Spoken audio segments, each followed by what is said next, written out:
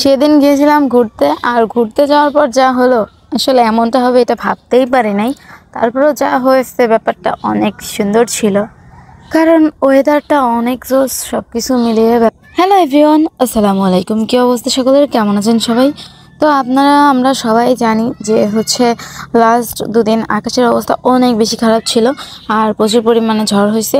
আর এই ঝড়ে অনেকের অনেক অনেক ক্ষতি হয়ে গেছে, অনেক মানুষ মারা গেছে।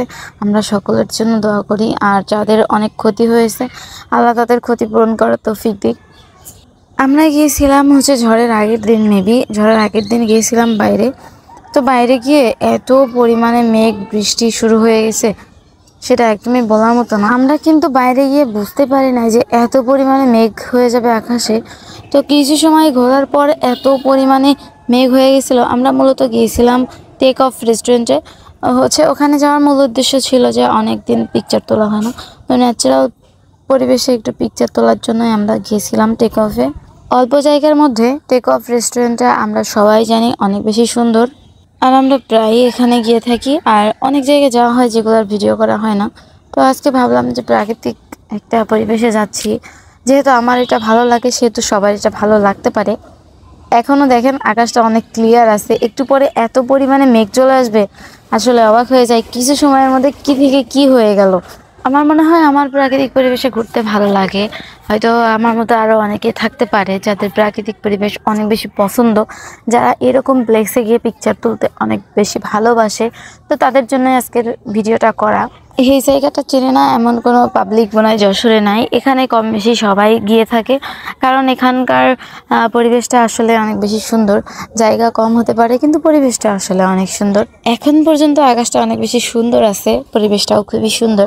আর এরকম রোদ নাই, ঠান্ডা ঠান্ডা পরিবেশ, হালকা হালকা আকাশে মেঘ, এটা অনেক বেশি ভালো লাগে। অনেকদিন পর কৃষ্ণচূড়া ফুলটা ছুঁয়ে দেখা হলো, তাও আবার টেক অফ রেস্টুরেন্টে যাওয়ার কারণে, কারণ ওইখানে একটা ছোট্ট একটা কৃষ্ণচূড়া গাছ আছে, দেখেও খুবই ভালো লাগলো। আর কৃষ্ণচূড়া ফুলটা অনেক বেশি পছন্দের। আস্তে আস্তে কিন্তু আকাশে মেঘ চলে আসতেছে, এত সময় কিন্তু আকাশটা অনেক বেশি ক্লিয়ার ছিল, এবং আস্তে আস্তে আকাশের মেঘ চলে আসতেছে।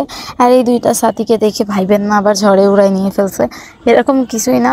ওনারা ডেকোরেশন করার জন্য আনছে দুইটা সাথী। আমার কাছে একটা জিনিস মনে হয় কি, মানে যে কোনো একটা প্লেসে সেটা কারোর রুম বলেন, কোনো ন্যাচারাল পরিবেশ বলেন, বা কোনো ক্যাফে বা রেস্টুরেন্ট বলেন, যে কোনো জায়গায় কালারফুল লাইটিং, কালারফুল ওয়াল পেন্টিংগুলো আমার একটু বেশি ভালো লাগে। আর কালারফুল হইলে আমার মনে হয় যে কোনো পরিবেশই সুন্দর হয়ে যায়, জাস্ট কালারফুলের কারণে। এখানে এত কিউট একটা বিড়াল ছিল, আসলে কি বলবো, দেখছেন আস্তে আস্তে কি পরিমাণে মেঘ হয়ে গেছে আকাশে। আর ওই দুইটা মানুষ যারা পিকচার তুলতে এত বেশি ব্যস্ত হয়ে গেছে, আমি গিয়ে গিয়ে ভিডিও করছিলাম, আর তারা অনেক অনেক পিকচার তুলছে, কারণ তাদের পিকচার তুলতে অনেক বেশি ভালো লাগে। আসলে একটা সত্য কথা কি জানেন, পশুকে ভালোবাসবেন, পশুকে ভালোবাসা হিসেবে ভালোবাসাই পাবেন, কিন্তু একজন মানুষকে ভালোবাসবেন ভালোবাসা হিসেবে আপনারা বেঈমানি, বিশ্বাসঘাতকতা, স্বার্থপরতা, এগুলো ছাড়া আর কিছুই পাবেন না। তো টেক অফে গিয়ে আমরা ওইখানে আমাদের তেমন কিছু পছন্দ হচ্ছিল না। তো আকসা বললো যে এখানকার বার্গারটা নাকি অনেক জোস। তো আকসার কথা শুনে আমরা বার্গার নিয়েছিলাম। আসলে ওখানকার বার্গারটা অনেক বেশি জোস ছিল, ভালো লেগেছে মোটামুটি। যাই হোক, তো তারপর দেখি এত পরিমাণে মেঘ আর অন্ধকার হয়ে গেছে যে কোনো সময় ঝড় বৃষ্টি চলে আসবে। তো তাড়াতাড়ি করে আমরা বাসার উদ্দেশ্যে দৌড় দিলাম। তো দৌড়াইতে দৌড়াইতে কিন্তু আমাদের সাথে সেই রকম একটা কাণ্ড ঘটে গেছে, আর সেটা যে প্রচুর পরিমাণে বৃষ্টি আর বাতাস শুরু হয়েছিল, যার ফলে আমরা ভিজে গিয়েছিলাম।